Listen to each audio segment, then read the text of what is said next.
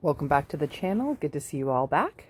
So right here, this is the temperature of our house. It's 70 to 71 degrees, and that is going to allow the sourdough starter to go pretty fast because we live in a warm environment. If you live in a colder environment, you might have to play with the water temperature a little bit more. I'll explain that in a little bit.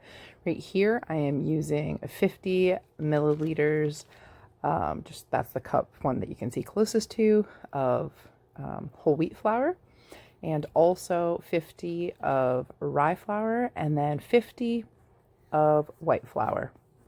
I use organic. I would rather spend a little more and get a really good quality. Oh, these clips are the bomb. I don't know if you've ever spilt flour, but I do a lot. So these are a great way to not make a huge mess all over the place. Here we go, putting the white flour in. So I'll have a total of 150 milliliters of water that we'll be using shortly. So there's the white flour. So I put it all in there. I don't worry about it expanding. It's still very early in the starter, so it's not going to expand the same way as, you know, a 7-day starter.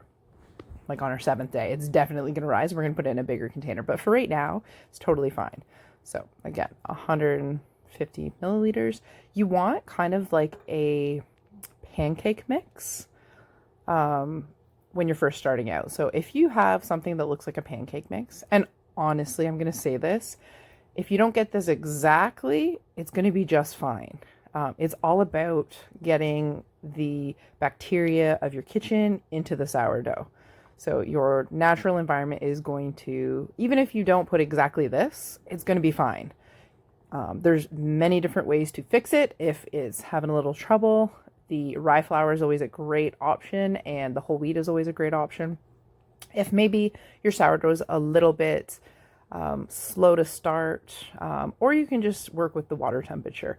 If you do live in a warm environment and you want to do it in the morning baking, you can do cold water or a very cool water so that the starter will be ready in the morning and won't be over proofed, I guess. It's not proofed, but it'll be the right time to make the dough rather than it not be ready. So sometimes you can have over and it can, like, all the little bubbles will kind of like fluff out. I will show you that in one of the next videos coming up later. So I've stirred it, I've put it, and it's resting now. This is one I'm currently working with because I'm going to make some bread. This is called a sour house. So if you live in a colder house environment, which is fine, you can get one of these little things, and it'll just help keep your sourdough at a very steady temperature. I really like this one. I got it on a Kickstarter. I am very happy with it. I've kind of beat it up, but that is what it is. So here it's rose. This is about an hour and a half later. So just so you can see how it's rising. See the bubbles in the jar. This is about another hour later, a little bit more. Again, a little bit longer. Here is a gluten-free one. So I had a friend that asked me to make a gluten-free one. Well, he didn't ask me, I just volunteered. So, because hadn't done the difference, hadn't seen what it's all about. I just did white flour, the exact same way we just did. There is another, that's about an hour later. And also a follow-up. So it was about 4 hours for my sourdough starter. I used a cooler water, and there it's full. It's double and then a little bit. That's how you can tell if it's good. The bubbles, see how they're a little small. There's some big ones. That is what I like to see. Later on, you'll see it. I used some of it and then I left it, so you can kind of see if I leave it a little longer, what it'll look like. All right, so now that I'm watching this, I just want to make one thing very clear so that you get the most out of this. So as it rises, it tends to go straight up, and then as it's peaking, when is the best time to use it for bread or pizza dough or whatever you're going to use it for, it's going to start to get a little bit of a peak, almost like a baby mushroom on the top. That's how you know it's ready. So the next video you'll see that a little bit more, and I just want to point that out because it will really help you, because you'll know when it's time to use the starter. So again, if you're having a little trouble with your current sourdough starter, it's totally fine to add a little whole wheat flour or rye flour, and really work on taking a good chunk of it out, leaving a little bit at the bottom and refeeding it.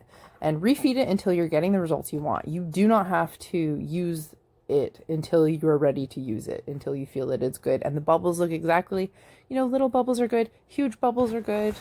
And you want that little peak at the top. Put it to 0 as the bowl is about 300 grams. I've got 1,000 grams of flour in there. Right now I'm putting 780 grams as that 78% hydration, which is exactly what I have been really liking in my bread lately. I used the spelt flour, the Encore, a whole wheat, and the white flour, mostly white flour. I'm putting 200 grams of sourdough starter. That is 20%, going back to bread math, of the 1,000 grams of flour.